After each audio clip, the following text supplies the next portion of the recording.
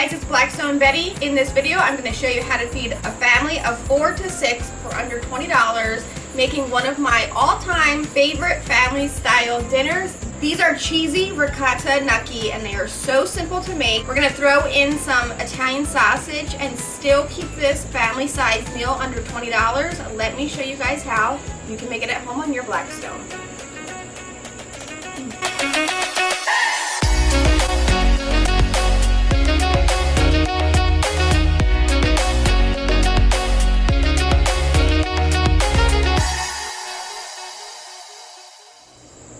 When it comes to making gnocchi, it is so simple, so easy, and so inexpensive to feed a large family. I've also always had them made with potatoes growing up. However, I like to make mine with ricotta cheese or ricotta cheese instead of potatoes. They turn into little pillows of love. They're much lighter. We need to make a quick marinara. You want to go with a San Marzano tomato. I love the brand Cento for my tomatoes. I've got Cento extra virgin olive oil, a little bit of salt, some fresh basil, stem and all, and a handful of fresh garlic cloves. We'll begin by putting our tomatoes into a large mixing bowl, and then using your hands, you want to crush your tomatoes. Now don't throw away that can. You want to fill it up halfway, being sure to get all of the remaining tomato off of the sides.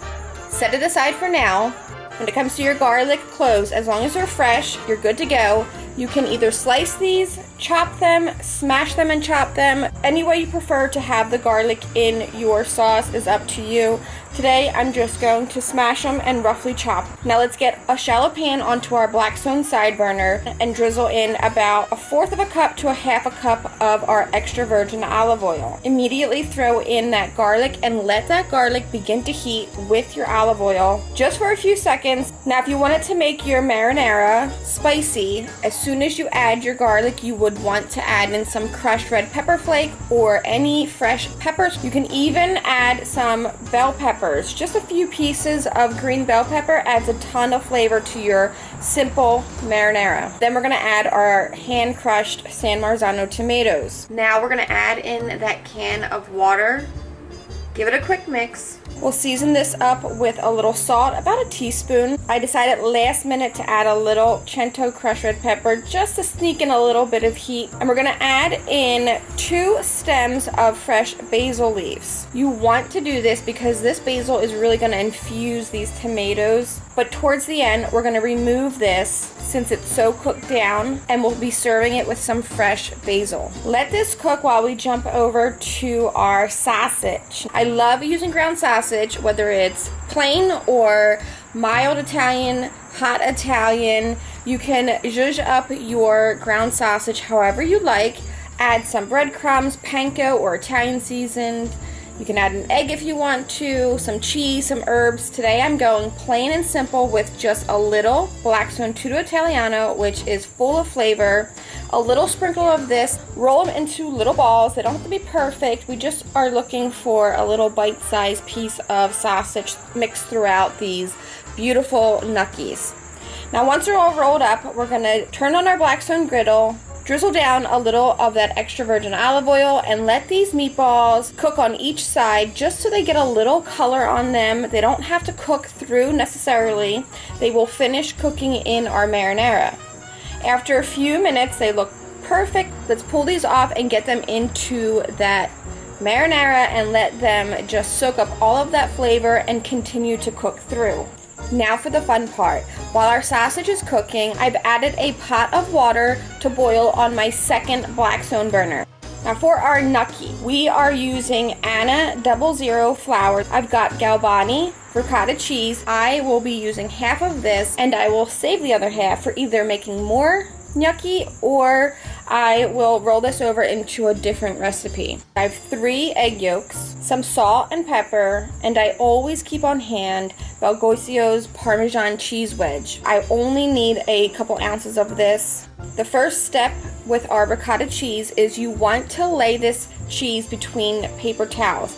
Let the paper towels absorb any moisture. You could let this sit for 20 minutes, or if you're pressed for time, just use your hands and really try to press out any liquid. Maybe switch out your paper towels a couple times. Once that's done, we'll add it to a mixing bowl. Add in our 3 egg yolks, about 3/4 teaspoon of some pink Himalayan salt. You can use any salt you like.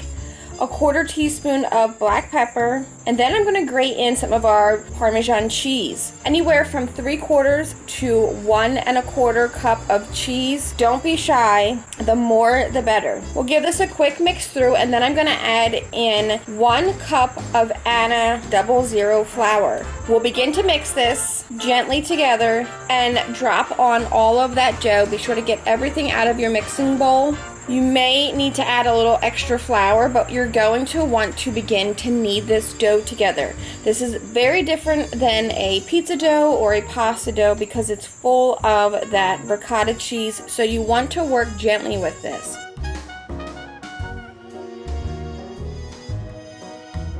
You can let this sit for a couple minutes, and then we're going to portion it out and begin to roll out our logs of dough.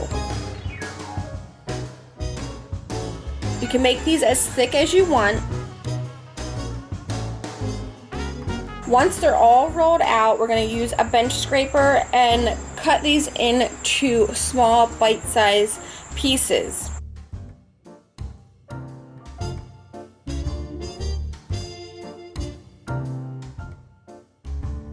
Sometimes you'll see gnocchi made just like this, and sometimes you'll see gnocchi rolled on the back of a fork, or you can use a gnocchi board. You can find one right online.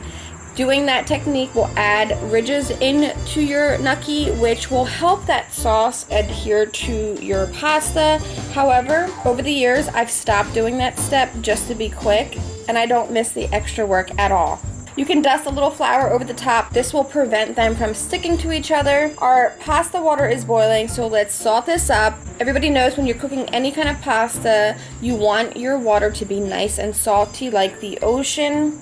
Now it's time to drop these in. We are seconds from eating dinner because these gnocchi only take 30 to 90 seconds to cook, which is good because you want to cook these in batches. You do not want to add these all in at the same time or they could stick to each other. We'll drop down our first batch, give them a gentle mix just to make sure they're not sticking to the bottom of your pot. And you'll see if you do not take your eyes off of them, within seconds they begin to float. As soon as they begin to float, they are done. Pull them out. Put them into your marinara and drop down your second batch, pull them out and add them to your marinara. Now continue to cook the rest of your batches of gnocchi. In total, I have 3 batches since I'm using a small pot, which still only took under 4 minutes to cook all of these. Once they're done, before I mix them in to marry with all of that gorgeous marinara, I like to hit my pasta with some freshly grated cheese. This way that cheese really sticks to the pasta itself. And then we'll mix everything together and allow these to cook just for another minute or 2. You want to let them marry with any kind of sauce that you're cooking your pasta in. Now that we have our gnocchi married with our marinara and our sausage, we can't forget to pull out that basil that cooked in there. So we'll get those 2 out of there and finish off our sauce like you should any sauce by adding a couple ladles of that starchy pasta water to mix through. This finishes off any kind of pasta sauce. We'll add that glossiness to it and really just bring everything together.